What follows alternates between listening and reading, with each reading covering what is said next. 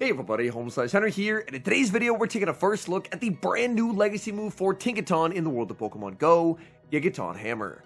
Now these battles were submitted to the channel by a member of the community, Smudgy B, so many thanks for the battle submission. Now GIGATON Hammer is one of the most insane moves we've ever seen added to the game.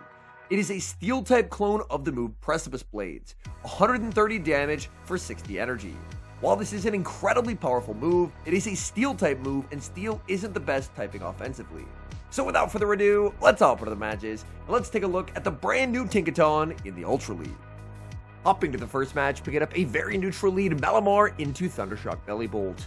Very nice to see the Thundershock Belly Bolt on the lead, so that way Feraligatr is not getting destroyed by it in the end game. Belly Bolt absorbs the foul play, returns fire with the parabolic charge, and that's going to be an immediate no shield. Malamar won't quite be able to take the knockout here, but will be able to put the Belly Bolt very low and potentially soft lose the zeros to set up a big farm down for the aforementioned Feraligatr. Opponent really going to try and limit the farm. They overfarm as much as possible with Belly Bolt and fire off a Zap Cannon to cover for a catch. This will give Feraligatr a 1 Shadow Claw energy head start, and now the opponent is going to be sending in Florges. Florges will get outpaced, and Hydro Cannon does add up quite a bit even in the Ultra League.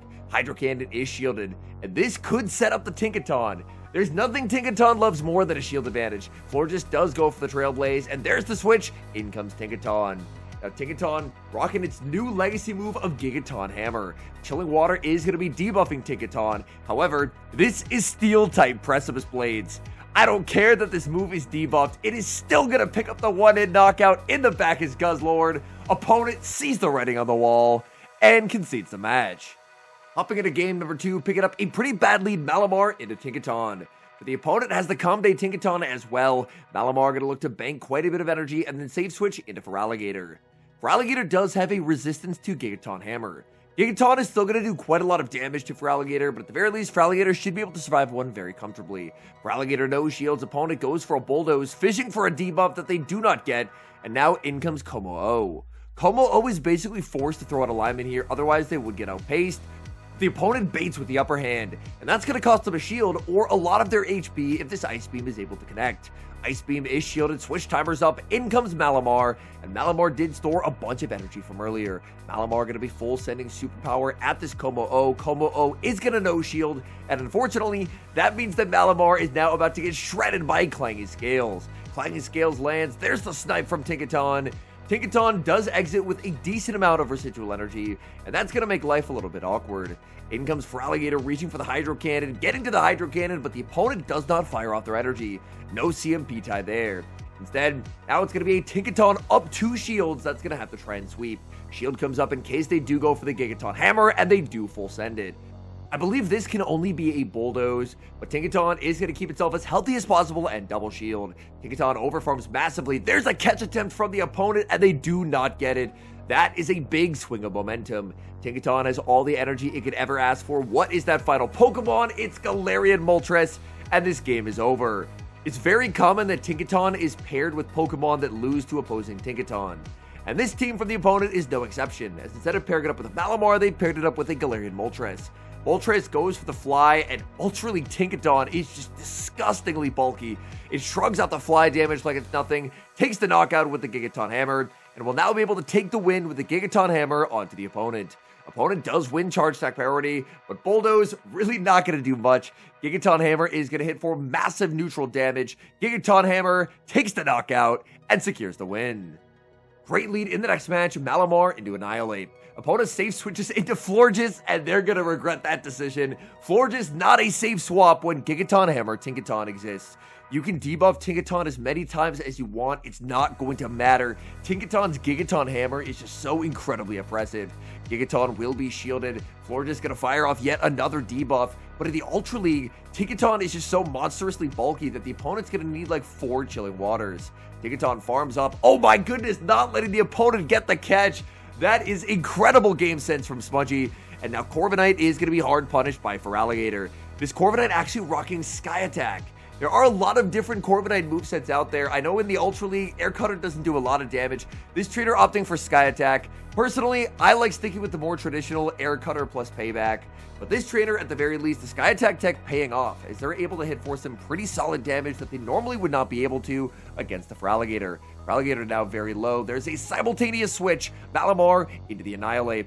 Malamar going to be no shielding, as even a close combat would not take the knockout. Just going to be a Rage Fist from the Annihilate. Now Malamar can really try and ramp up the pressure as it begins to unleash foul plays. First foul play is going to connect, the Psy Waves adding up, and there's more where that came from. Malamar making it to a second foul play. That's going to fully take the knockout, and back in comes the Florges. Unfortunately for the Florges, there's really just no way out, because there's so much stored energy on that Tinkaton. In comes Tinkaton, there's the Gigaton Hammer. Oh, I thought for a moment Tinkaton was going to go for an undercharge there to see how much damage a zero bubble Gigaton Hammer did, but no, he does end up full charging it, and Florges is going to frantically apply debuff after debuff with Chilling Water. Chilling Water number 2 is going to be shielded up by the Tinkaton. Opponent kind of has to go for a catch. There's the switch in, and in comes Corviknight. This is a double debuff bulldoze. It's still probably going to just about take the knockout. Oh my goodness, Tinkaton gets the Fairy Wind down. This is a -2 Gigaton Hammer. I'm so confident it's still knocking out. Gigaton Hammer takes the KO. Down goes Florges, and that's a good game. Hopping into the next match, and it's a very familiar lead at this point. Malamar into Tinkaton. Unfortunately, not a great lead, but Feraligatr is going to do quite well here. Oh, the opponent makes a very nice catch. They bank a ton of energy on Tinkaton, and they catch the Hydro Cannon onto Galarian Moltres. Feraligatr just going to settle for the Hydro Cannon on charge attack priority, trying to get as much damage as it possibly can. Hydro Cannon will get the opponent low, but the opponent knew that was not enough for an Ice Beam, so they knew it was a very safe no-shield. Fly comes out from the Moltres. The good news for Feraligatr is Feraligatr will be able to make a third Hydro Cannon and pressure shield advantage or switch advantage. Hydro Cannon will be shielded. Moltres gets a full farm down. Unfortunately, the Malamar pretty useless so far into the opponent's team, so in comes Tinkaton to absorb the energy. Brave Bird comes out from the Moltres. That still really does not do much. The opponent ends up hard switch locking the Tinkaton. So if they're switching this in my eyes, they really don't have a strong answer to Tinkaton in the back. The fortunate thing is that this is the exact alignment that Smudgy needs to have a chance in this game. He fires off Gigaton Hammer, and that move is just absurd neutrally. We've seen how little damage Tinkaton takes in neutral matchups, so the fact that Gigaton hits that hard is just absolutely incredible. Unfortunately, Tinkaton is going to be losing charge attack priority to the opponent there. Gigaton Hammer is going to connect, and it almost takes the knockout. It's a charge attack priority tie on the Bulldoze. Bulldoze is going to be no-shielded, looking for a farm down. Opponent tries for a Moltres catch. They do not get it, and it's Dragonite in the back. And this game should just be a win. Gigaton Hammer. Oh, opponent tries to call the Bulldoze bait. They get basically one shot. In comes Tinkaton, and the opponent concedes the match. I'm pretty confident that even if they ended up shielding the Gigaton Hammer, then Malamar could have cleaned up that game anyway. But man, Gigaton Hammer, what a crazy move. We move to the next match, Malamar into Talonflame. This is a very nice lead for the Malamar, and even better considering that Tinkaton is not going to have to deal with the Talonflame in the back. Malamar will always be able to win the zero Protect Shield scenario. Talonflame ramps up its damage with Flame Charge, but they're going to have to give up the first Protect Shield of the match. And Talonflame not going to be able to farm down here either. So this honestly works out as the best case scenario for Smudgy, because now Smudgy gets a huge head start on the Feraligatr. Opponent pivots out and sends in Wall Rain. So much energy gets banked on Feraligatr. In comes Tinkaton. Tinkaton should survive an Earthquake here, but it would do quite a lot of damage, so Tinkaton will invest at least one Protect Shield. Tinkaton farms up, going straight for the Gigaton Hammer. Let's see this damage. Gigaton Hammer into the Wall Rain, and that is, again, an Ultra League Wall Rain. I've probably said it like 5 times, but this move hits so incredibly hard for a neutral move in the Ultra League. In comes Talonflame, trying to snipe down with the Incinerate, but Tinkaton is able to hang on. Tinkaton's Bulldoze takes the knockout, denying the energy in the back. There's a Venusaur. This Gigaton Hammer is going to hurt. Gigaton Hammer rocks the Venusaur. There's the switch back into Feraligatr, and Feraligatr stored a bunch of energy from earlier, and that energy is going to be game-winning. Hydro Cannon forces the shield, making a second Hydro Cannon on the charge attack priority tie. Even though Hydro Cannon is resisted, Venusaur's just lost way too much of its health bar from having to absorb that Gigaton Hammer. So Hydro Cannon should just about take the knockout. They pivot into Wall Rain, realize there is no longer a win con, and they will concede the match. Picking up a very tricky lead in the next match, Malamar into Greninja. Greninja is a core breaker for this team. It's going to do very well into the Malamar and very well into the Feraligatr as well. Hydro Cannon rocks the Malamar. There's an attempted catch from the opponent as they save switch into Feraligatr. The opponent has no respect for electric types whatsoever. Volt Switch Fortress does exist and would be a huge problem for their team, but unfortunately there's no Volt Switch Fortress on this team. That means the opponent is unpunished with their ABA Water. Hydro Cannon will fail to take the knockout, but it could potentially set up a nasty farm down for the Feraligatr after. It looks like that is exactly the goal. No shields from either Feraligatr, but the opponent should fall just short of making their next Hydro. It's going to be very close. No, they live on 1 HP. Oh, that is absolutely tragic. I thought they would get the farm down, but no, a 1 HP survive, and that is absolutely devastating as all that energy goes down the drain. In the back is Swampert, and unfortunately, all that Feraligatr energy in my eyes would have just been game-winning. The opponent on triple water, but unfortunately, that energy was lost because you don't really want to go down a shield knowing there's going to be a Greninja, and now this game is probably going to end in defeat. Switch advantage so far is what Smudgy needs, but this Swampert is going to get so much value into this team. And the Greninja is up energy as well. A catch is made, catching a Night Slash onto the Tinkaton. But unfortunately, Greninja is guaranteed to land a Hydro Cannon. That Hydro Cannon is just going to do too much damage onto Tinkaton. Tinkaton, no shields. Hydro Cannon connects.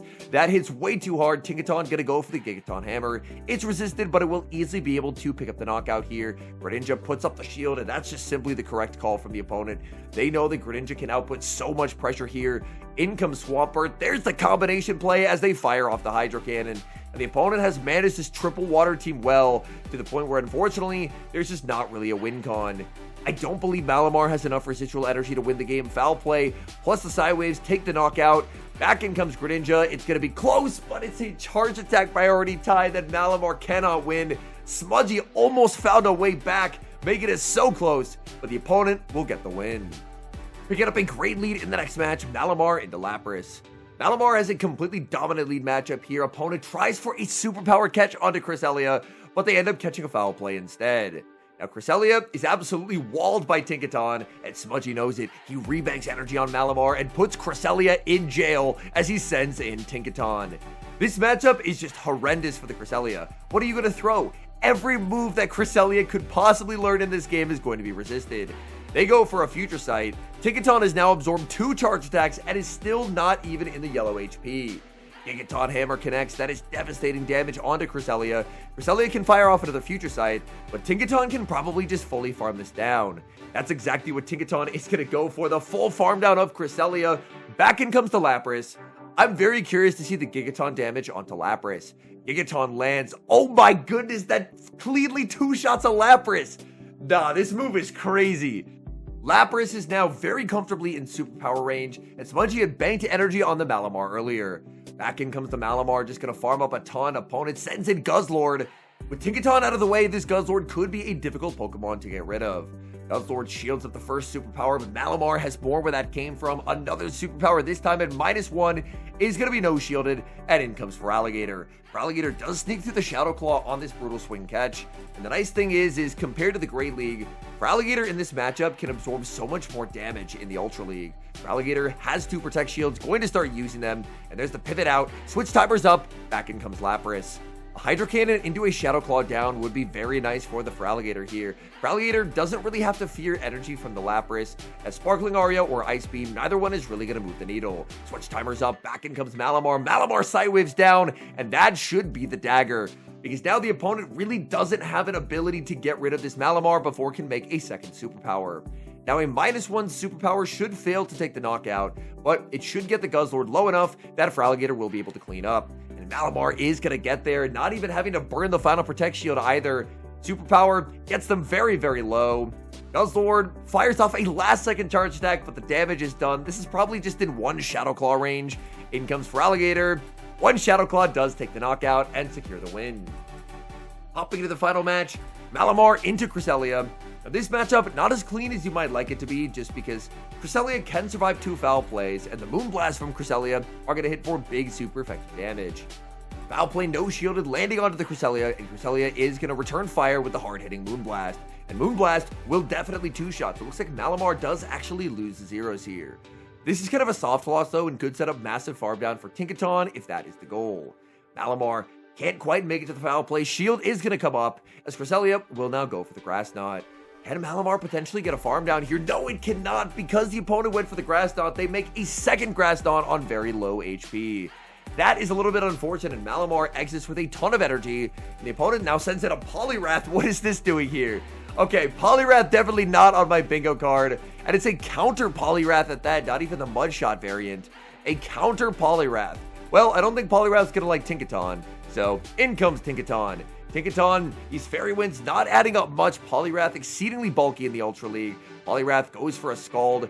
Tinkaton now going to be answered with a Giratina, and Tinkaton just going straight for the Gigaton Hammer. Gigaton Hammer shielded up by the Giratina, but if Giratina, even if they're running Shadow Sneak's not going to do a lot of damage here. Tinkaton nevertheless going to invest in its HP. Ancient Power comes out from the Giratina, and Ancient Power will immediately be answered with Gigaton Hammer. Gigaton Hammer will be shielded. In comes Feraligatr. Feraligatr has to be careful because the switch timer is up. The opponent could try and go for an Ice Beam catch onto the Poliwrath. Dragon Claw is going to connect. Feraligatr farming up. Oh, there's the catch onto the Poliwrath. Oh no, that is unfortunate. An overfarm to try and avoid the catch. The opponent got the catch anyway, but Feraligatr gets a beautiful undercharge into a full farm down. Counter just terrible on Poliwrath.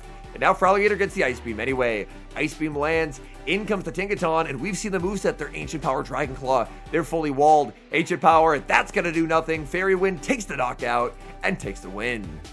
And now some final thoughts on Tinkaton and its new legacy move of Gigaton Hammer. First off, I do think that Gigaton Hammer is a really nice upgrade for Tinkaton.